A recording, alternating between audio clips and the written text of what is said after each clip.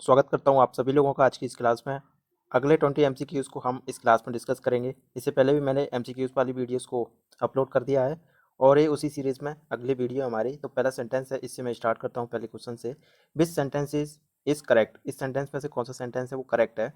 तो सारे sentences same subject के साथ हैं, तो हम इसमें क्या करेंगे, सिंगुलर सब्जेक्ट है तो उसके लिए नेगेटिव वाला हेल्पिंग वर्ब का यूज करके हम बनाएंगे इसको। तो सी डज नॉट, क्योंकि सिंगुलर के साथ डज नॉट लगता है, प्लूरल के साथ डोंट लगता है। ठीक है, फिर देखते हैं आगे। इसके बाद क्या लगाते हैं, हम मैन वर्ब लगाते हैं। लाइक का लाइक ही रहेगा, इसमें एस और ई एस हम नहीं लगाएंगे। तो ऑप्शन नंबर कौन सा करेक्ट है इसके लिए, ऑप्शन नंबर बी इसके लिए करेक्ट हो जाएगा। सी डजेंट लाइक कॉपी। ठीक है, आगे देखते हैं हम नेक्स्ट क्वेश्चन। अगला क्वेश्चन क्या है हमारा, choose the correct form of the verb he go to school every day, या फिर he goes to school every day, या फिर he gone to school every day, या फिर he going to school every day. तो option number B इसके लिए correct हो जाएगा, क्योंकि सिंपल प्रेजेंट टेंस में क्या होता है, हम जो मैन वर्ब होती है उसमें एस और ई एस लगा करके उसको यूज करते हैं। तो इसके लिए ऑप्शन नंबर बी करेक्ट हो जाएगा।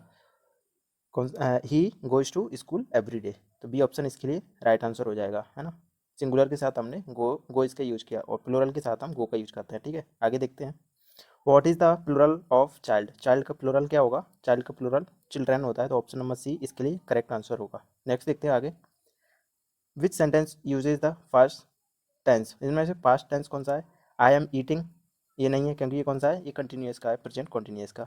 दूसरा ऑप्शन है आई विल ईट, ये कौन सा है, फ्यूचर सिंपल का है। तीसरा देखते हैं आई एट, और चौथा देखते हैं आई ईट। तो आई ईट क्या है, सिंपल प्रेजेंट का है। तो सी ऑप्शन हमारा कौन सा है, राइट आंसर हो जाएगा आई एट। ये ईट की सेकंड फॉर्म क्या होती है, एट होती है। ठीक है, तो ऑप्शन नंबर सी करेक्ट हो जाएगा। नेक्स्ट बढ़ते हैं आगे। Identify the adjective in this sentence. आपको एडजेक्टिव को आइडेंटिफाई करना है इस सेंटेंस में। सी हैज़ अ ब्यूटीफुल ड्रेस, तो इसके लिए राइट आंसर कौन सा हो जाएगा, ऑप्शन नंबर सी। ब्यूटीफुल इसमें एडजेक्टिव की तरह काम कर रहा है, क्योंकि ये किसको डिस्क्राइब कर रहा है, ड्रेस को डिस्क्राइब कर रहा है। ठीक है, आगे देखते हैं नेक्स्ट क्या है हमारा।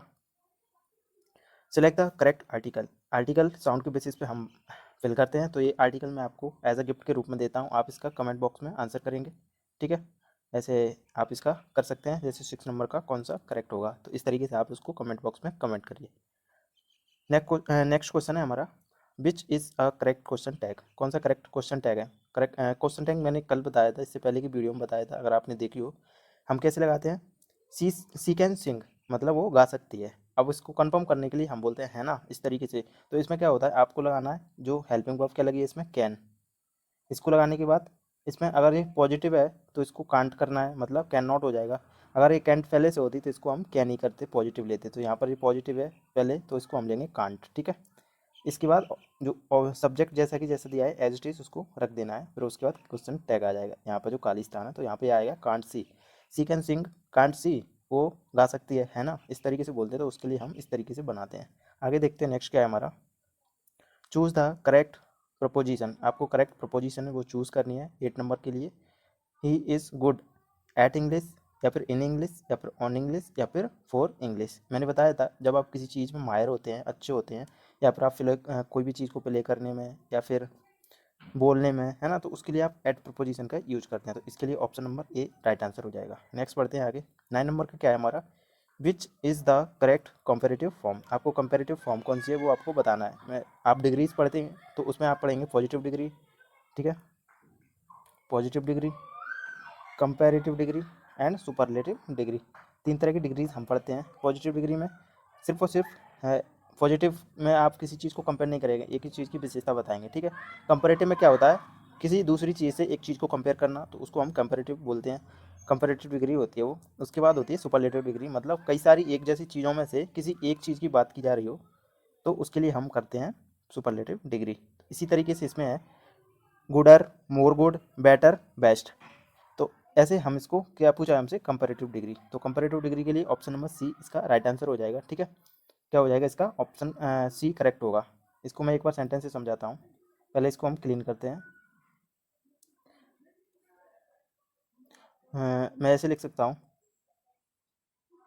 His pen is better, better than. अब इसमें हमने क्या लगाना है, यहाँ पर देन लगा दिया, बेटर देन माइन। इस सेंटेंस का मीनिंग क्या हुआ यहाँ पर, his pen is better than mine, उसका पेन मेरे पेन से अच्छा है। तो इसमें हमने मेरे पेन से मैंने उसके पेन को कंपेयर कर दिया। तो इस तरीके से हमने यहाँ पर बेटर का यूज किया है। तो ये कंपेरेटिव डिग्री के लिए बेटर का यूज किया है हमने। ठीक है, इसको और क्लियर करके फिर से देखते हैं, एक बार और समझते हैं इसको। ऐसे गुड होता है, ठीक है, ये पॉजिटिव डिग्री के लिए यूज होगा गुड। गुड यानी I am good at English, मैं अंग्रेजी में अच्छा हूँ। ठीक है, ऐसे बोलेंगे तो इसमें को आप किसी से कंपेयर नहीं कर रहे, ना आप कई सारे लोगों में से खुद को ज़्यादा अच्छा मानना है। तो ये क्या है, अपने आप में एक पॉजिटिव डिग्री है, I am good at English. ठीक है, अब मैं बोलूँगा my English is better then that person, मतलब मेरी उस व्यक्ति से अच्छी इंग्लिश है। तो उसके लिए आप बेटर का यूज कर रहे हैं। तो ये कौन सा हो गया यहाँ पर, कंपेरेटिव डिग्री के लिए बेटर हो गया। ठीक है, ये पॉजिटिव फॉर्म हो गई, ये कंपेरेटिव फॉर्म हो गई। अब इसके बाद मैं बोलूँगा I am best in English, या फिर I am best in English all of them, मतलब मैं सभी व्यक्तियों में सबसे अच्छा हूँ। तब आप बेस्ट का यूज करते हैं, है ना, I am best all of them. ठीक है, सभी में मैं अच्छा हूँ, किसमें, इंग्लिश में, इन इंग्लिश। तो ये हो गई इसकी सुपरलेटिव डिग्री। तो 3 डिग्री ये हैं, एक पॉजिटिव के लिए, एक कंपेरेटिव के लिए, एक सुपरलेटिव के लिए। तो इस तरीके से हम डिग्रीज को यूज़ करते हैं। चलिए यहाँ तक क्लियर है। ये कौन सा था, कंपेरेटिव फॉर्म कौन सी, सी ऑप्शन करेक्ट हो जाएगा। नेक्स्ट देखते हैं आगे। Which word is an adverb, आपको इसमें से एडवर्ब कौन सा है वो आपको बताना है। ठीक है, 10 नंबर का क्वेश्चन है। ऑप्शन है स्लोली, स्लो, या फिर स्लोनेस, या फिर स्लोड। तो 10 का क्या हो जाएगा, ये ऑप्शन राइट हो जाएगा। ठीक है, स्लो की स्लोली हमने यूज किया, जिसमें आप एडवर्ब को इस तरीके से भी पहचान सकते हैं। मैक्सिमम कंडीशन में एल वाई होता है वर्ब में। ठीक है, तो इसमें स्लोली में एल वाई लगा हुआ है लास्ट में, तो आप ऐसे इसको पहचान सकते हो। तो ये ऑप्शन करेक्ट हो जाएगा। आगे क्या है हमारा, what is the first participle of right, right का फर्स्ट पार्टिसिपल क्या होगा, जो हम भीतरी यूज़ करते हैं। फर्स्ट पार्टिसिपल राइट का होगा, फर्स्ट फॉर्म क्या हुआ, राइट हुआ। सेकंड फॉर्म रॉट हो जाएगा, है ना, रॉट। उसके बाद रिटर्न हो जाएगा इसका पास्ट पार्टिसिपल, और थर्ड फॉर्म, ठीक है, जिसे हम थर्ड फॉर्म बोलते हैं। तो कौन सा हो जाएगा, रिटर्न हो जाएगा। ऑप्शन नंबर बी इसके लिए करेक्ट हो जाएगा। नेक्स्ट देखते हैं आगे क्या है हमारा, अगला क्वेश्चन देखते हैं।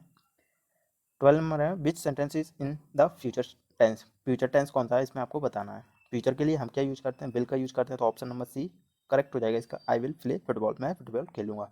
बाकी के ऑप्शन को देखते हैं। ये ऑप्शन है आई प्ले फुटबॉल, ये प्रेजेंट सिंपल का है। आई प्ले फुटबॉल क्योंकि इसमें सेकंड फॉर्म है, मतलब पास्ट सिंपल का है। तीसरा हो गया फ्यूचर का। उसके बाद चौथा है आई एम प्लेइंग फुटबॉल, मतलब ये कॉन्टीन्यूस का है, प्रेजेंट कॉन्टीन्यूस। ठीक है, मैं फुटबॉल खेल रहा हूँ। तो इसका सेंटेंस करेक्ट कौन सा है, 12 का C number, I will play football, मैं फुटबॉल खेलूंगा, ये फ्यूचर का टेंस है। चलिए देखते हैं नेक्स्ट आगे। चूज द करेक्ट प्रोनाउन, आपको करेक्ट प्रोनाउन इसमें से चूज करना है। दिस इज माई बुक, या फिर this is me book, this is mine book, this is I book.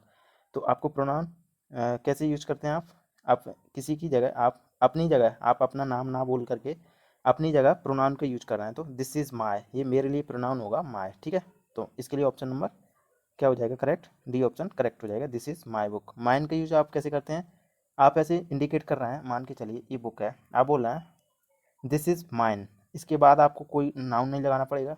ऐसे इसमें नाउन लगा दिया हमने, बुक का यूज किया है ना, इस तरीके से आपको नाउन नहीं लगाना है। तो आप बोल सकते हैं सीधा दिस इज माइन, यह मेरी है। ठीक है, और माइन के बाद कभी भी नाउन नहीं आएगा, जैसे बुक हो गया, कुछ भी वस्तु होगी वो इसके आगे नहीं लगेगी। माइन हमेशा इस तरीके से पीछे यूज किया जाता है। तो इस तरीके से इस क्वेश्चन का क्या राइट आंसर है, माई।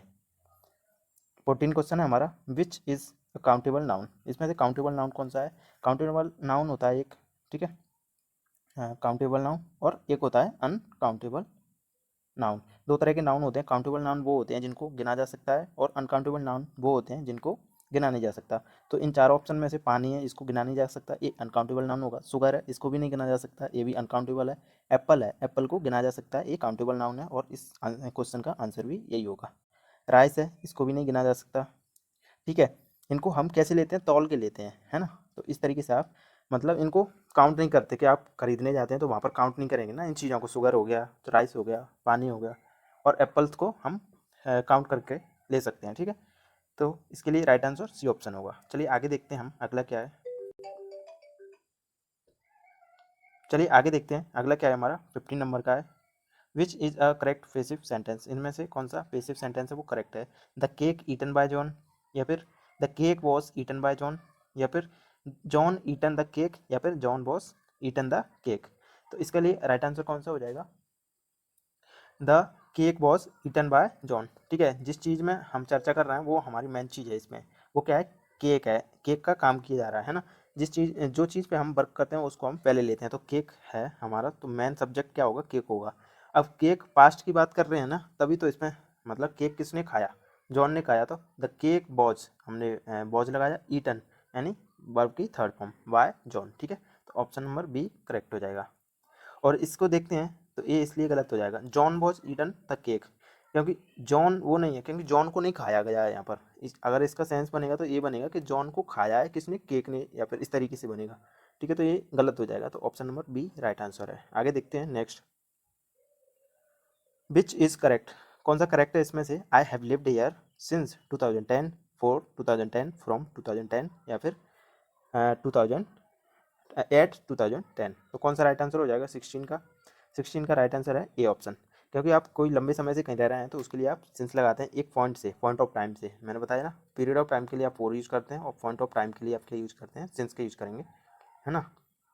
पॉइंट ऑफ टाइम के लिए आपने सिंस का यूज़ करना है, पीरियड ऑफ टाइम के लिए आप फॉर का यूज़ करते हैं। तो ऑप्शन नंबर ए इसके लिए करेक्ट हो जाएगा। नेक्स्ट बढ़ते हैं आगे, आइडेंटिफाई द कंजंक्शन, आपको एक कंजंक्शन है वो आइडेंटिफाई करना है। I like T and coffee, मुझे मैं कॉफ़ी और टी पसंद करता हूँ। तो आपको कंजंक्शन फाइंड करना है। कंजंक्शन क्या होता है, दो चीज़ों को कनेक्ट करने का काम करता है, उसी को हम कंजंक्शन बोलते हैं। तो टी और कॉफ़ी को कनेक्ट करने का काम एंड कर रहा है, तो एंड क्या हो जाएगा हमारे लिए, कंजंक्शन हो जाएगा। आगे देखते हैं, which word is a verb, इनमें से कौन सा वर्ड है वो वर्ब है। वर्ब आपको पहचानना है। वर्ब क्या होता है, जैसे मैन वर्ब हो गई हमारी, तो कोई के लिए क्या हो गया हमारा एडवर्ब हो जाएगा। हैप्पीनेस है, ये भी एडजेक्टिव या फिर एडवर्ब की तरह काम करेगा। ब्राइट है, तो ये अलग चीज़ हो गई। लेकिन रन क्या है, रन यानी ये हम वर्ब की तरह यूज करते हैं। जैसे I run in the ground, है ना, मैं ग्राउंड में दौड़ता हूँ, तो ये मैन वर्ब है हमारी रन। तो ऑप्शन नंबर सी इसके लिए करेक्ट हो जाएगा।